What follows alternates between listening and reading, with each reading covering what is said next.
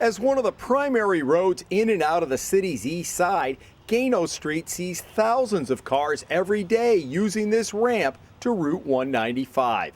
It is because of that heavy traffic the Fox Point Neighborhood Association objected a decade ago when the owner of this residential lot right next to the on-ramp began using it as a parking lot. We had 2 board members who lived in the area. Daisy Schneppel, a founding member and past president of the association, said the group believes strongly that having a parking lot not only violated the city's zoning laws, but was dangerous for cars getting in and out of the property. So the association took the owners, Stephen Pulio and Michelle Booten, to court, where a judge agreed the zoning board had been wrong to grant a variance allowing the lot in an R2 residential zone, something prohibited in the city's zoning ordinances. The relocation of the highway was going to impact the neighborhood, and we wanted to make sure that the neighborhood wasn't going to be ruined by the relocation. Schneppel said the parking lot was one of several issues the association took on at the time,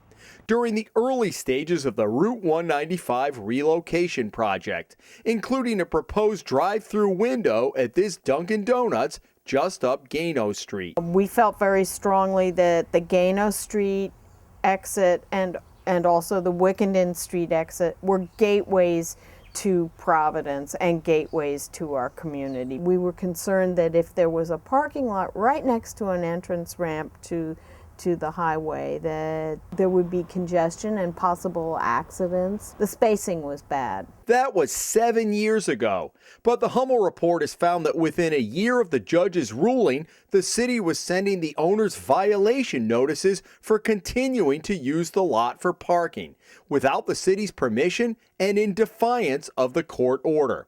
Those violations first started in November of 2007 and continued through 2008. Then stopped. Why? The city couldn't tell us. The violations resumed again in mid-2012 and were issued virtually monthly.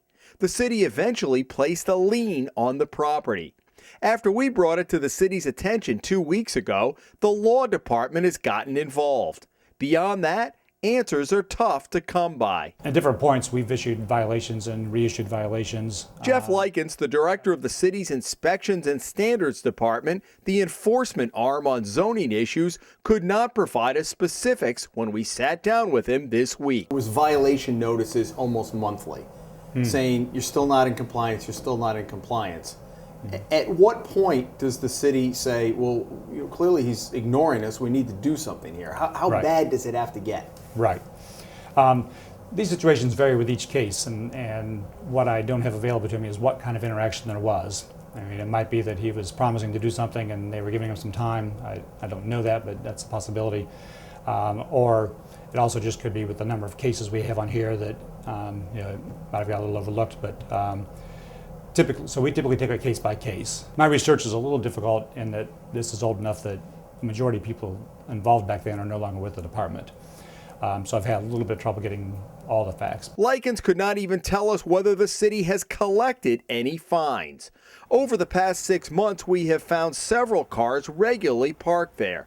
Most are tenants of this 4-story apartment building at the corner of Gano and Wickenden, also owned by Pulio and Booten. The city didn't have to go very far to find evidence of its own, as its tax assessment company took a picture with 3 cars in the lot during a revaluation. I'm wondering what message that sends to the neighbors who took this to court. They spent multiple thousands of dollars. They trusted the city on enforcement, and it seems, quite frankly, that the city's dropped the ball here. Would you agree with that assessment? I don't have enough knowledge to say that I agree with it. Like I say, it could be that he was indicating compliance with forthcoming. I don't know if he had indicated to one of my inspectors that he was working on his zoning application to get back to zoning. So I can only speculate. A sign on the lot says it's for sale. So we called the number and talked with a man who identified himself as Steve. He didn't try to hide the fact that he was using the lot for parking. I had seen a sign about the property on Gano Street. Yeah, the parking. Well, does it look like an empty lot? Yes. Yeah, well, That selling in conjunction with a house that's on the corner of Wickedon and Gano. If you're interested in both of them, I can't sell one without the other because that I use for parking. So you use the lot for what? For tenants for parking? Yeah, I got I don't know, sometimes 2, 3 cars. It depends. That's all I use it for. Not much more than that. He did not mention the city had a lien on the property. Steve also suggested we contact the real estate agent handling the property, a woman named Michelle. The lot itself is probably one of the last lots in all of Providence for sale. That's on for $149. Okay. And the building on the corner of Wickedon and Gano is on for $595. The lot, I see some cars in there. You're just using that for parking? Yeah, occasional parking. It's really, but it is a buildable lot. We just purchased it, quite a few years ago. It's a slimy way to go about winning a case. Just let it lie and then let everybody forget about it and then creep back in again. There wasn't any effort made to change the decision and to make it right and legal.